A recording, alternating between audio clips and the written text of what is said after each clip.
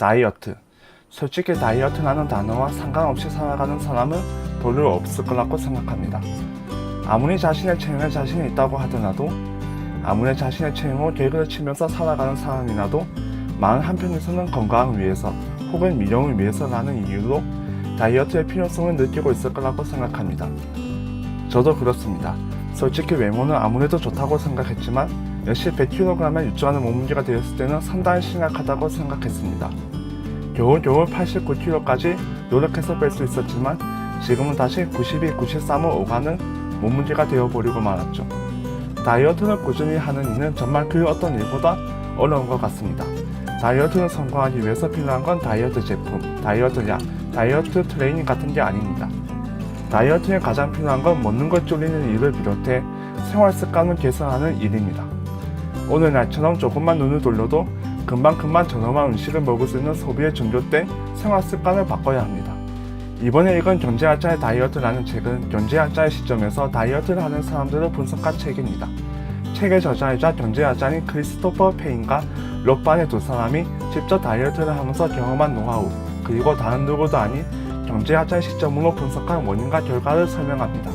책을 읽으면서 상당한 부분에 고개를 끄덕일 수 있었고, 역시 무엇보다 중요한 건 먹는 걸 조절하는 일이라는 걸 새삼스럽게 느꼈습니다. 경제학자의 다이어트에서 읽을 수 있는 한 부분을 옮기면 다음과 같습니다.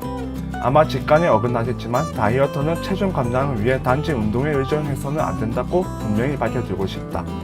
물론 운동은 좋은 것이다. 운동하고 싶다면 주저하지 말고 하라. 신체 활동은 매우 유익하므로 자전거, 달리기, 수영, 웨이트, 요가나 격렬한 신체 활동으로 규칙적으로 하면 더 오래, 더 행복하게 살 확률이 높아진다. 이와 같은 활동을 추천할 뿐만 아니라 우리도 운동을 더 많이 하기를 바란다. 하지만 근본적인 문제는 너무 많은 음식을 섭취하는 것이므로 다이어트에 성공하려면 먼저 이 점에 주목해야 한다.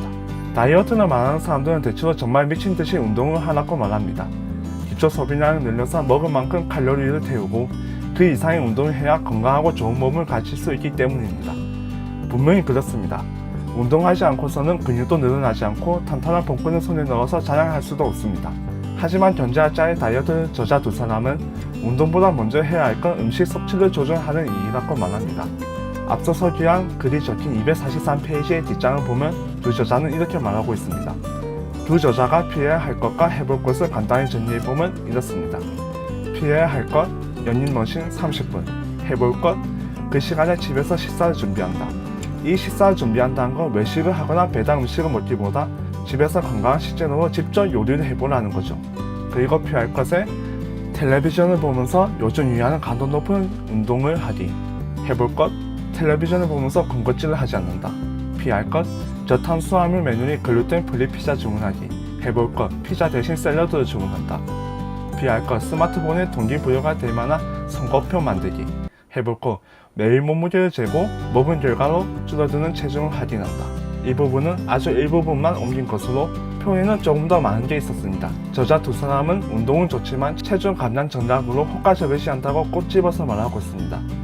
매일같이 운동을 하면서 선거표를 만드는 게 아니라 매일 몸무게를 재면서 적게 먹으면서 줄어드는 체중을 할애하는 게 더 전략적이라고 말하고 있는 거죠. 물론 운동지상주의에 젖은 사람들은 경제학자의 다이어트에서 두 저자가 말하는 의견에 동의하지 않을 수도 있습니다. 그런데 저자는 운동 하나만으로 충분하지 않다. 우리의 경험으로 운동을 하면 우리 몸은 소모한 칼로리를 보충하기 위해 더 많은 음식을 찾게 된다라며 직접 한 경험을 토대로 말하고 있습니다.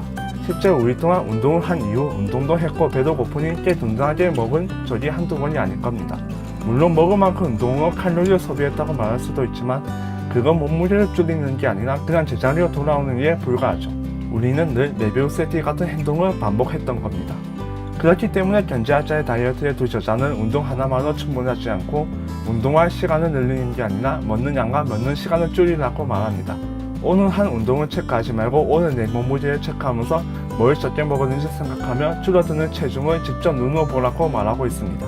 그 이외에도 경제학자의 다이어트는 우리가 생활 속에서 접하는 다양한 상황 속에서 어떻게 가식을 피하고 생활 습관 자체를 어떻게 조금씩 바꿔가야 할지 말하고 있습니다. 물론 그들은 경제학자들이기 때문에 처음 그들이 다이어트를 도전할 때 상하 분석을 경제학적 측면으로 한 것도 꽤 신선한 접근이었습니다. 지금 봄을 맞아 여름을 벌써 대비하거나 혹은 체중계 위에 섰다가 헉 하는 소리를 지는 사람들에게 인체 경제학자의 다이어트의 일독을 권하고 싶습니다. 그리고 지금 바로 저장한 만한 원칙에 따라 오늘부터 다이어트에 도전해보죠. 체중계 위에 서서 단단해질 수 있을 때까지 저도 여러분도 파이팅입니다.